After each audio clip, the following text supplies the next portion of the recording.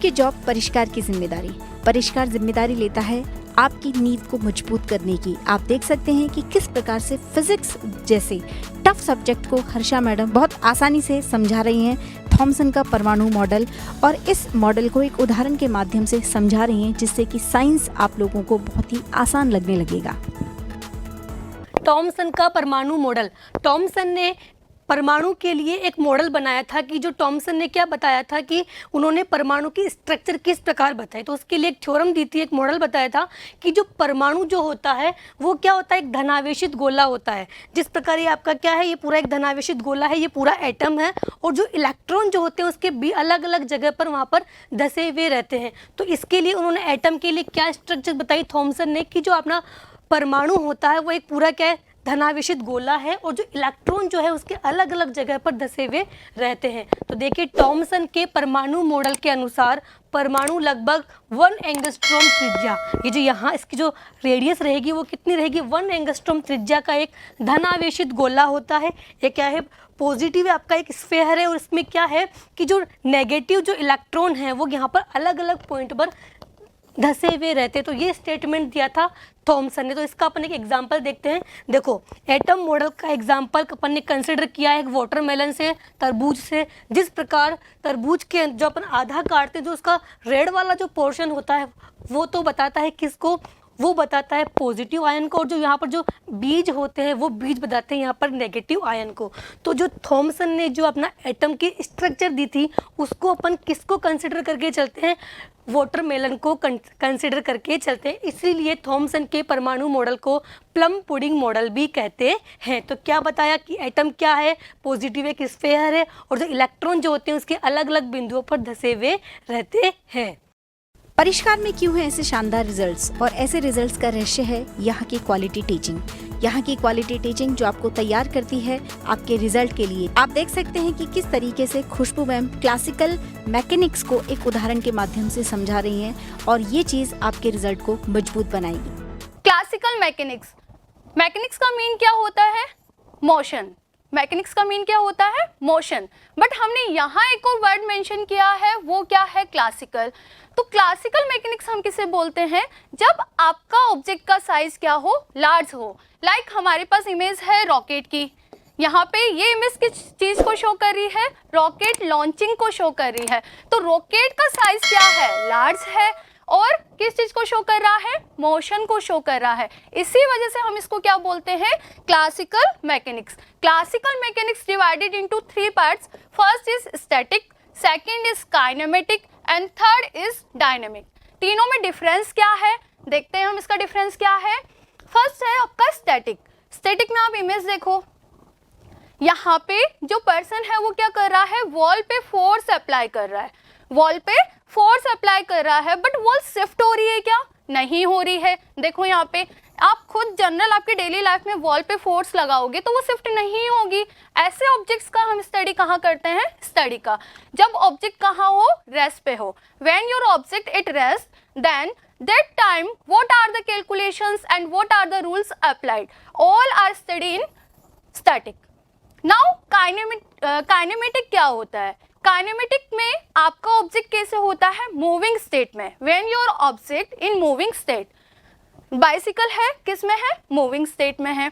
But इसका reason क्या है, रीजन तो होना चाहिए ना, बाइसिकल मूव कर रही है बट उसका रीजन क्या है, उस रीजन का हम स्टडी करते हैं डायनेमिक में। देखो हमारे पास एग्जाम्पल किसका है, कार का है। कार मोशन में तो होती है बट इसका रीजन ही नहीं पता हमें क्यों होती है। यहाँ पे रीजन क्या है, फॉरवर्ड ड्राइविंग फोर्स है, फ्रिक्शन फोर्स है, कांटेक्ट फोर्स है, इसका वेट हो गया। तो इस तरह से इन फोर्सेस की वजह से आपका जो कार है वो मोशन में होता है। तो यदि हम कॉज ऑफ मोशन का स्टडी करें तो वो किस ब्रांच में करेंगे, डायनेमिक में करेंगे। इस तरह से क्लासिकल मैकेनिक्स के हमारे पास कितनी ब्रांच है, 3 ब्रांच है, ठीक है।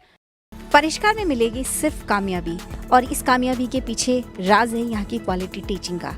आप देख सकते हैं कि किस प्रकार से नैनिका मैम फिजिक्स में सिलेंड्रिकल प्लेन्स को बहुत ही आसानी से एक्सप्लेन कर रही हैं, और कॉन्सेप्ट को कितने डीपली क्लियर कर रही हैं। the next one is intersection of rho equals to C1 and phi equals to C2 surfaces. So first is rho equals to C1 surface. The outer surface of a cylinder simply defines the rho equals to C1 surface and phi equals to C2 surface. So that rectangular plane will define the phi equals to C2 surface, and the intersection of both two surfaces generate a straight line which is along the z axis, that one line. Now the next is intersection of phi equals to C2 and z equals to C3 surface. So first phi equals to C2 surface, that is the phi equals to C2 surface which is a rectangular surface, and next one is z equals to C3 surface which is circular surface, that one. So intersection of both two surfaces generate a radial part, a straight line which is radius here. क्यों लगती है परिष्कार में admission लेने के लिए लंबी line?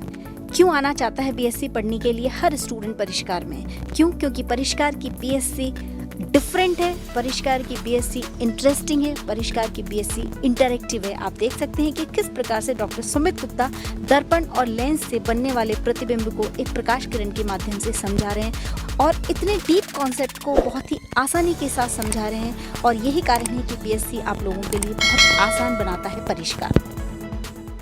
अब हम बात कर रहे हैं उत्तल लेंस। आप देख रहे हैं उत्तल लेंस क्या होते हैं? वो लेंस जो कि किनारे से पतले और बीच में से मोटे होते हैं वो उत्तल लेंस कहलाते हैं। कंडीशन ये है जब वस्तु 2f पर स्थित हो। 2f का मतलब होता है डबल ऑफ फोकल लेंथ। जब वस्तु 2f पर स्थित है तब उत्तल लेंस से द्वारा उस वस्तु का प्रतिबिंब कहाँ बनता है? तो आप ध्यान से देखिए, जब वस्तु 2f पर स्थित है तो उसका प्रतिबिंब भी 2f पर बनता है। कैसे बनता है? देखिए, इस वस्तु से आने वाली प्रकाश किरणें जब लेंस पर आपतित होंगी तो यहाँ से अपवर्तित होकर मुख्य फोकस से गुजरती हैं, ठीक है। और दूसरी किरण देखिए, दूसरी किरण लेंस के प्रकाशिक केंद्र से सीधी गुजरती हुई यहाँ आपतित होती हैं। तो जहाँ दोनों अपवर्तित किरणें जिस बिंदु पर मिलती हैं वहाँ इस वस्तु का प्रतिबिंब बनता है। एक चीज़ याद रखना, जब प्रकाश किरणें लेंस के प्रकाशिक केंद्र से गुजरती हैं तो उसके पथ में कोई चेंज नहीं होता। अगर वस्तु 2f पर स्थित है तो उसका प्रतिबिंब भी 2f पर स्थित होगा, वास्तविक होगा, उल्टा होगा, वस्तु के आकार के बराबर होगा। हर स्टूडेंट बनना चाहता है परिष्कारियन।